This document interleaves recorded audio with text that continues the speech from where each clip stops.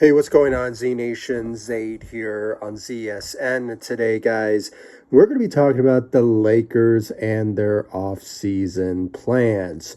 It's that time of year again, guys, for us to be talking about the Lakers and their off-season plans. So please make sure to hit that notification bell and subscribe to ZSN on YouTube. It's really important that you do so you'll be in the know about everything that goes down when it comes to the Los Angeles Lakers and their plans for the offseason to improve the team, to surround the best players for the future. That includes with Luka being part of that future and just everything about the Lakers, guys. So this is the perfect time of the offseason for you to be in the know about the Lakers on ZSN on YouTube with my thoughts and my opinions about everything about the Lakers, guys. This will be the channel for you, and of course, just this platform for you on this channel. So please make sure to hit that notification bell and subscribe to ZSN and follow me all across social media as well. Facebook, Instagram, X. I'm also on TikTok and Threads. And guys, I'm always posting on the community tab as well. So if you want to know everything about the Lakers, this is the channel for you. So hit that notification bell and subscribe to the channel. I really appreciate it. And without further ado, let's just get right into the Lakers and their off-season plans. Guys, the postseason is over. The Lakers got annihilated against the Minnesota Timberwolves, and now they go into the offseason with a whole lot of expectations now, more than ever. Last offseason was a complete disaster. No moves were made in free agency, and it was all because of the Lakers and their spending power and just the idea of just the changes that were made in the NBA when it comes to trades and free agency and all that, and first and second apron. So this time around, Rob Pelinka has a lot on his plate, and rightfully so, because he is the president of basketball operations and the GM, and now more than ever, we had to improve the team in a huge way, add on some centers, which is obviously a number one priority for the Lakers going into this offseason and free agency. And there's a lot of scenarios I have in mind when it comes down to fixing that type of area of our game, which is obviously the main reason why we lost in the postseason in a embarrassing fashion. But obviously, guys, let's just talk about house errands here when it comes to the Lakers and their players that they currently have at the moment. Obviously, when you look at what the Lakers have right now, I mean, Luka, LeBron James, and Dorian Finney-Smith are, the top priorities when it comes to bringing back those type players. Obviously, Luka, there's no doubt about it, guys. He is our future. He's part of the Lakers franchise, the face of the franchise, and he knows it. His business manager knows it. They just had a meeting with Rob Pelinka and also with JJ Redick about his future and them potentially signing an extension with the Lakers. So there's no doubt about it, guys. He's going to come back. It'd be crazy if he didn't. So he's coming back to the Los Angeles Lakers on an extension. LeBron James is a guaranteed chance, guys, that he will pick up his player option around $52 million. That's if he wants another year added on. So he could potentially decline and sign a 2-year contract with the Lakers. And, there's some reports out there that he may not take a pay cut with the Lakers. That's kind of unfortunate because now if the Lakers won't have a lot of spending power going into free agency. So I have a couple of lists in mind. Just bear with me throughout this video, and I'll get into those particular specifics about some realistic targets with the circumstances of the Lakers not having a lot of spending power going into free agency. So, just bear with me until I get to that particular point. I really appreciate it. But, when you look at it, guys, Lakers don't really have a lot of spending power. I mean, they have to take care of Luka, they have to take care of LeBron, and also Dorian Finney-Smith, who could potentially decline his, I believe, $14 or $15 million player option and potentially looking to get paid. It sort of remains to be seen what the Lakers could potentially give him, but it's so up in the air at this point that anything could happen. And there's a guaranteed chance that he will be coming back to the Lakers because of the relationship that he has with Luka, being a friend of his during their times with the Dallas Mavericks. So there's no doubt about, I believe Dorian Finney-Smith will be coming back to the Los Angeles Lakers as well. Austin Reeves and Rui Hachimura, there's a guaranteed chance that, they could be extended, hopefully, but sort of remains to be seen what Rob Pelinka's mindset will be for those guys. They could potentially give them a contract later on into the offseason or maybe during next season's schedule year. So those guys are still in the books anyway. So it's not like the Lakers have to give them an extension of any kind. So, those are just potential guys that could potentially get an extension with the Lakers, but it won't happen now. It's not like the top priority for them, but it's in the works or type of in the back of minds of the Lakers organization when it comes down to those guys. So, we have those guys potentially. Then you have those expiring contracts with, Gabe Vincent, and of course you have, even Rui Hachimura was also getting on an extension. I don't know why I'm bringing it up, but those are expiring contracts along with Gabe Vincent, but they could be movable assets as well. Obviously, when you look at the Lakers draft and assets that they have, they could use to potentially make a trade this offseason. I have a couple of names in mind when it comes down to those targets. The right fit doesn't happen when it comes to free agency and just finding the best center available to potentially pair up with Luka to the future. So, you have the 2025 second round pick selections with the 59th overall pick. And then you have a couple of first round picks with the 31st overall pick, 2026, 2028, 2030 with the pick swaps, if possible, with the other teams. So you have those type of assets with you for the Lakers when it comes down to it. So, Lakers do have assets and a couple of contracts that could be enticing for other teams to be traded for, but at the same time, it just sort of remains to be seen what is out there for the Lakers to potentially that they really want to make a big game changer for Luka and for the future for many years to come. So, with that being said, let's get right into some realistic targets at this center position. Guys, it's the number one priority. I mean, the Lakers could, even Rob Pelinka even mentioned it, that, the center position is a priority. I mean, he's not in those exact words, but I'm just paraphrasing. But it is the top priority that Rob Pelinka mentioned, and, he made it well known that it is an issue. So there's no doubt about it. And plus, with the conversation, I'm sure with Luka and his manager and all that, I mean, there's no doubt about it. I mean, he even wants his input when it comes down to the center search. And, guys, this is Luka's team. I mean, this is what they're going to do moving forward. I mean, sure, LeBron is still around and could potentially be part of the Lakers for next year, and it could be his final year. It just sort of remains to be seen about his announcement or if he will make any indications of that. But, it's Luka's team now. I mean, LeBron is potentially going to, potentially retire very soon. So it's just a top priority, and it should be the top priority because you're building a team with Luka being part of your future. I mean, that's the core of what the Lakers want to do going into free agency and for many years to come is to build the best team around Luka for many years to come. So. Some realistic type of targets, guys, that I have with the center position. And also, let me just bring this up as well. I forgot to mention it, but, even Rob Pelinka mentioned also that he's looking for defensive wings. So, we're the mindset going into free agency for the Lakers is to find some really good defensive players, similar to what we had in 2020, where we had a lot of defensive players more than offensive players. And, even though we didn't have that this season, in both areas, the better chance of us winning games is to have some really good 3-and-D caliber players. When it comes down to it. And, there's a couple of names that I have in mind when it comes down to that. But, there is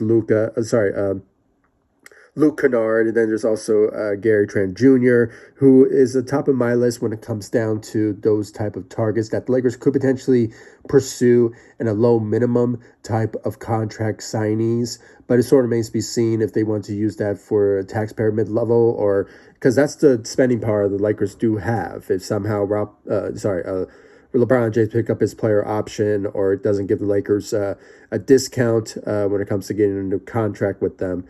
But if it does be a reality, the Lakers' only spending power is a annual exception around $5 million, and if there's the possibility of a non-taxpayer mid-level exception with the $14 million, if somehow LeBron does not pick up his player option, or just takes a discount and signs with Lakers with a 2-year type deal, that could be a possibility if they wanted to use a mid-level exception around $14 million. I mean, that's good news if that does happen. But at this moment, what we've been hearing, LeBron is basically saying that he doesn't want to give the Lakers a discount because, guys, let's be real. I mean, going into free agency is not a big free agency class again. I mean, it's just not the best free agents, and plus not just the best rotational players. I mean, that's why I think Lakers have to really do their homework when it comes to finding the right fit for the team,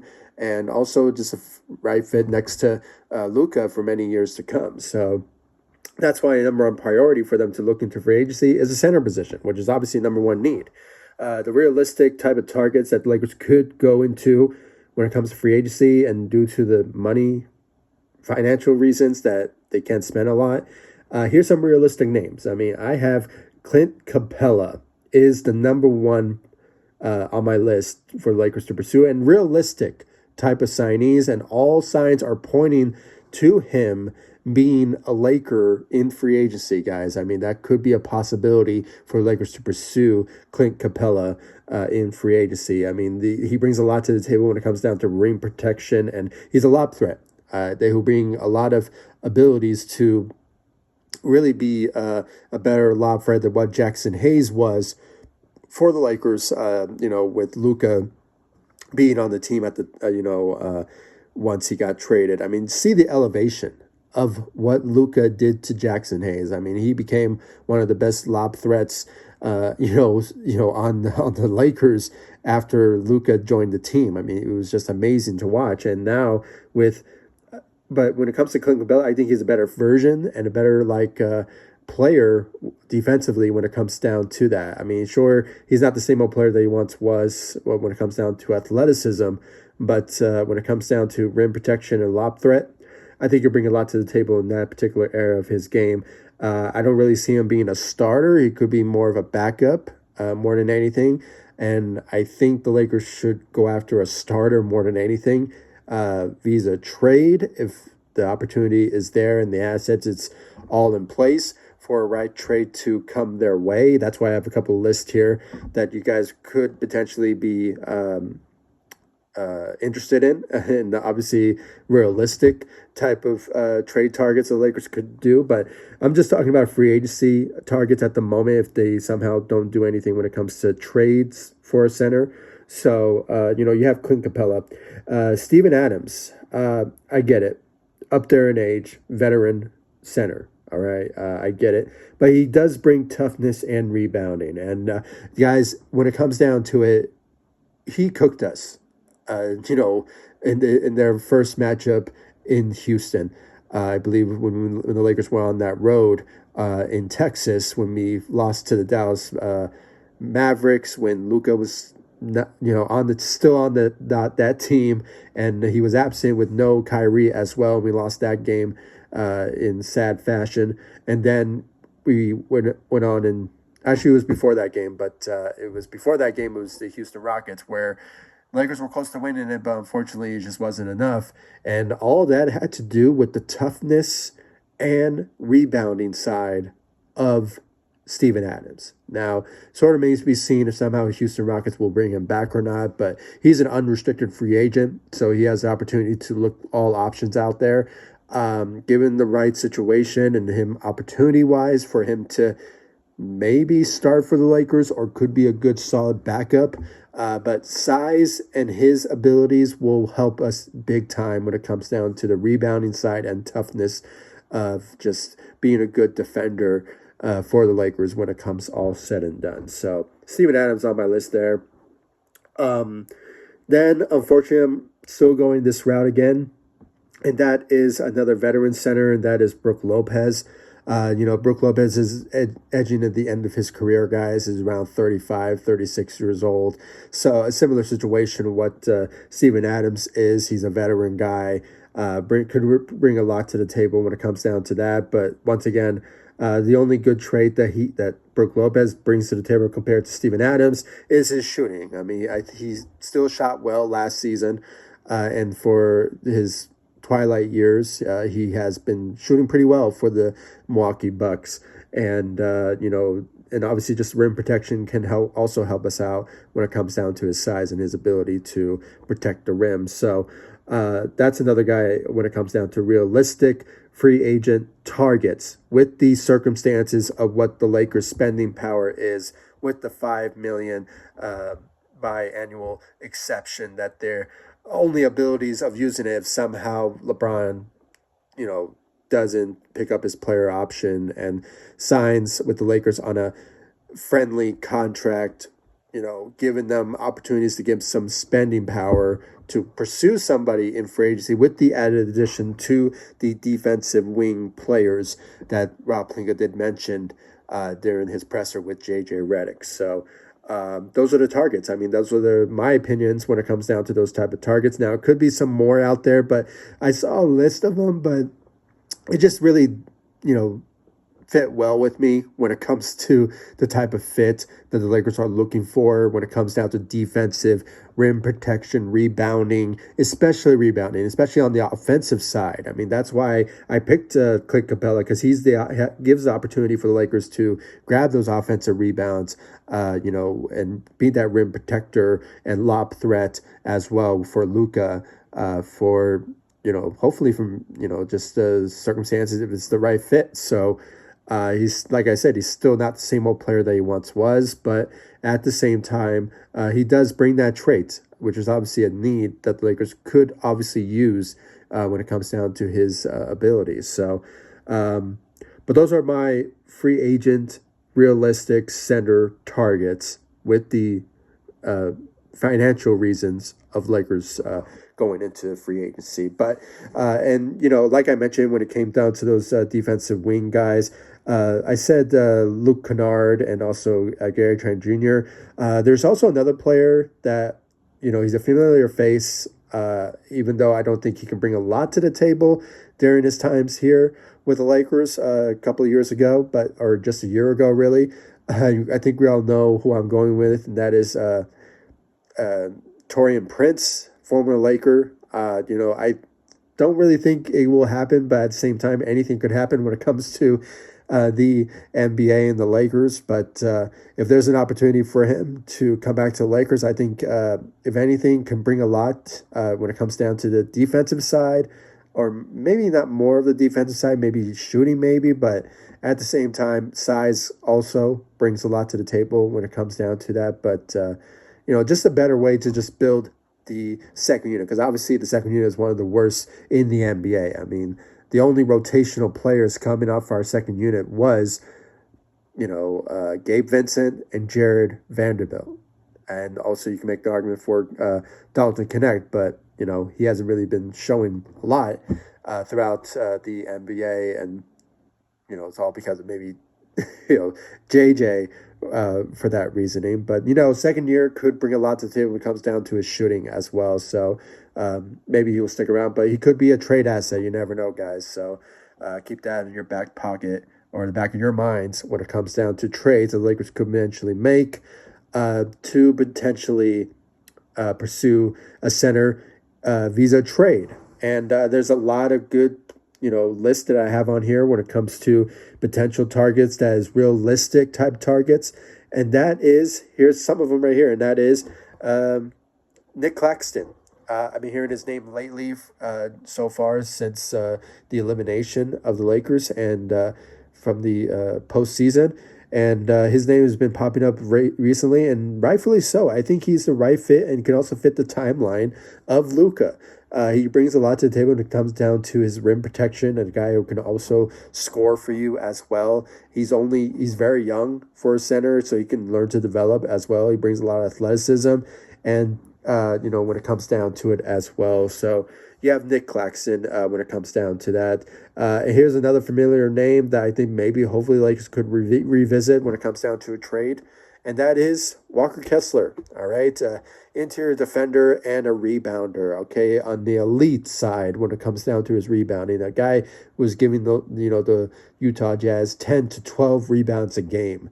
I mean, that talk about an opportunity there to improve the Lakers' rebounding side and defensive side when it comes down to his trade, what he brings to the table. And it's real easy to get him. It just sort of depends on what the Utah Jazz will do to not fleece the Lakers. Again, guys, he's on like a $4 or $5 million contract. I mean, just trade, Dalton Connect and maybe 1 or 2 first-round picks to get him. I mean, there made some indications that they're not going to trade him, but if the right trade is there, they could potentially do so. So realistically, that's another target that the Lakers could potentially revisit when it comes down to it. But when you look at the other side of things, when it comes to another name that's been emerging lately that I don't really think it's going to happen because of the backlash of a certain team and their fan base. I think you all know where I'm going with this, and that is Daniel Gafford. A versatile center, big defensive guy, and also rebounding abilities will bring a lot in a huge way, and I think it will help out the Lakers in a big way with the relationship that he has with Luka for those just a couple of years or just a year, with the Dallas Mavericks. And, when it comes down to it, guys, I mean, that's what Luka has been indicating when it comes down to a center type of player. So, if the Lakers and Rob Pelinka revisit a trade with the Mavs, it seems like unlikely, but anything could happen when it comes down to the right trade coming to the Dallas Mavericks way. And if they can make it happen, then go for it. But at the same time, I think it's a long shot, but at the same time, it is a realistic type of target. But it sort of remains to be seen what is the type of trade out there that the Lakers could potentially put out there to get Daniel Gafford. But it just sort of remains to be seen at this point when it comes down to it. And, when it comes down to Daniel Gafford, guys, I mean, he gives a Mark Williams type of vibe when it comes down to his skill set. So that's what the Lakers wanted, and that's what Daniel Gafford brings. So it could be a possibility. I mean, it's out there for the Lakers to potentially pursue in a trade scenario this offseason. Then there's also another guy, Miles Turner. Shooting obviously brings a lot to the table when it comes down to a center like him, and also rebounding and being a good defensive guy. I mean, that we numerous years brought up the name Miles Turner to be a great fit next to, at the time, Anthony Davis. But obviously with no Anthony Davis, more desperately now, we need a guy like Miles Turner, if anything, to be a good offensive guy and also a defensive guy, good shooter when it comes down to it. But, it's out there. The Lakers could potentially make a realistic type of trade to target him as well. So, it sort of remains to be seen what the Lakers will do, like I said, when it comes down to a trade. So, but yeah, he's on my list when it comes down to targets like that.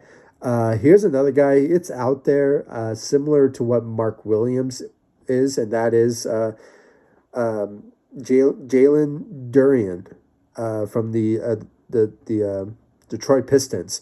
I heard about his name during the trade market. The Lakers showed interest in him before pursuing Mark Williams, even though they rescinded that trade and never happened. But at the end of the day, I mean, he brings that type of abilities when it comes down to being that youth and that young guy that could really bring a lot to the future to the Lakers when it comes down to rebounding and growth and all that. So, he's on that list for me when it comes down to realistic trade scenarios. Nick Claxton, Walker Kessler, and Daniel Gafford, Jalen Durian and also Miles Turner when it comes down to type of trade targets. Now, dream center scenarios, targets that I think the Lakers can pull off, but at the same time, you will ruin the Lakers, rotation and your core and all that. I mean, just a whole lot of assets will be have to given out.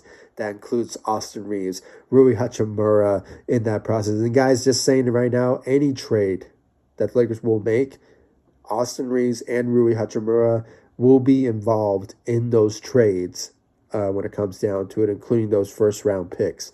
When it comes down to pursuing a high level center, all-star caliber centers. All right, guys, and I have a couple of names in that mind, and they've been popping up since the elimination fight by the Lakers in the postseason, and that is a couple of names. When it comes down to it, guys, Jaren Jackson Jr. He has been popping up lately as a trade target for the Lakers, and the Grizzlies have made it known that they want to make Jackson available in trades, but the right trade comes their way. And with the assets the Lakers have, it doesn't seem that much, but at the same time, though, it's not out of the question, but at the same time, it's a long shot. I mean, like I said, you're giving up basically your core, really, with Rui and Austin Reeves, Dalton Connect, and a couple of first-round picks to pursue a guy like him, and you basically diminished all of your assets when it comes down to that. And, it's out there for the Lakers to pursue, but at the same time, that's why I went with the realistic trade scenarios with Nick Claxton and all those guys, and free agent targets when it comes to Clint Capella and Steven Adams and all that. So, but when it comes down to dream center scenarios, that's not out of the question. But at the same time, I don't really see it happening. But if the right trade is there, it could happen. Jaren Jackson Jr. is on that list for me. He breaks down every single category of what the Lakers are looking for when it comes down to just being a strong defensive guy. He won Defensive Player of the Year. That just tells you right there at his age. Can also grow with Luka in the process. Can give you around 20 points per game, 10 to 12 rebounds a game. I mean, the guy has that type of ability. And plus the lobs that he will be getting by Luka will be such an elite level that it obviously fits very well with what the Lakers are looking for when it comes down to a center like that. If you're looking for a perfect center that you get in the offseason, you're getting that in Jaren Jackson Jr. when it comes all said and done. And plus, he's a shooter. Guy gave you, throughout his career so far, 35% from the three. So he has the capability of shooting when it comes down to it. So you have that. And then you have Bam Adebayo. Bam Adebayo of the Miami Heat. I saw an article before, reading this and obviously writing all this down. But like I said, anything could happen when it comes to the NBA and the Lakers. So there's been indication that they won't trade Bam. But at the same time, if the right trade does happen, I mean, it could. How could the Miami Heat refuse a trade if somehow the right trade comes their way? So with the assets the Lakers have and the players, you have to make the contracts match for sure. But, getting Bam, I think it will be a great fit for the Lakers, especially being, a guy that is a good defender. But at the same time, guys, the only knock against him is that he is 6'9", center, which it kind of will hurt the Lakers, when it comes down to size-wise. And plus, he's not a good lob threat guy, so at 6'9". So obviously, it's a bit of a, kind of a decline of if Lakers will pursue him or not. But, I just brought him up because I think his defensive abilities will just be a great fit for the Lakers. But when it comes down to the center position and size and rebounding, which is obviously number one need, that's not what, Bam brings to the table. But I've been hearing about him, and I really like the idea of him being a great fit for the Lakers when it comes down to his defensive abilities. But the rebounding side and the type of size ability when it comes down to like a 6'10", 6'11", 7-footer type centers to be starting at the center position, a pure center. That's not what Bam is, but he does play it. So I mean, it sort of makes me see if the Lakers will make that type of trade. So when it comes down to it. And then you guys already heard from me numerous times throughout like my post game show analysis and names that I brought up when it comes down to center targets. It's a long shot. I don't really see it happening. But Sabonis, once again, I think will be a nice fit for the Lakers. But at the same time, I don't really see the King making a trade with the Los Angeles Lakers, along with another name, and that is Jared Allen, who I don't really see, the Cleveland Cavaliers making a trade with the Lakers for him. So he's part of their core, part of their future. I mean, the guy is such a really good player for that team when it comes to that all said and done. So, but yeah, guys, I mean, that is my list. I mean, there's a lot of things the Lakers will do this offseason to improve this team. And like I said, there's some really good names. There's some names that the Lakers, I believe, they will pursue and look at realistic type of signees along with potential trades. If the right one comes their way, that will be a great fit for Luka for many years to come. I mean, any trade that they will make for a center has to be a guarantee. It has to be a guarantee for their future because it will build around Luka for that future. So more likely, I don't really see them, pursuing a big name. But if the right trade comes to a certain organization, I really like, Jaren Jackson Jr., guys. I mean, I think he'll be a great fit for the Lakers if that happens. But at the same time, I mean, it just sort of remains to be seen if they will do a trade like that. That's why I think like a Nick Claxton or Walker Kessler, or, seems like a realistic targets with the Miles Turners of the world. So that type of trades really will kind of be a realistic type of trades scenario when it comes down to it. So, but yeah, guys, I mean, please give me your thoughts about my opinions and my thoughts about the type of trade, free agency, off-season plan free agency scenarios that the Lakers could potentially do to improve this team. Do you like my list? Did I miss somebody? Please give me your thoughts about it in the comment section down below. Like this video, subscribe to the channel, guys. Like I said, stay in the know. Hit that notification bell so you'll be in the know when I, upload a video or go live for any free agency moves or type of talks here and there when it comes to Rob Pelinka or just the Lakers organization with certain players and all that. So please, guys, hit the notification bell and subscribe to ZSN on YouTube. I really appreciate it. And please give me your thoughts about any type of trade targets or free agency signees. That would be a great scenario for the Lakers to potentially pursue to better the team. So please let me know in the comment section down below. Like this video, subscribe to the channel, and I'll see you all in the next video. Thank you so much for watching. Go Lakers. Take it easy, guys. Stay safe out there. Oh, oh, oh, yeah.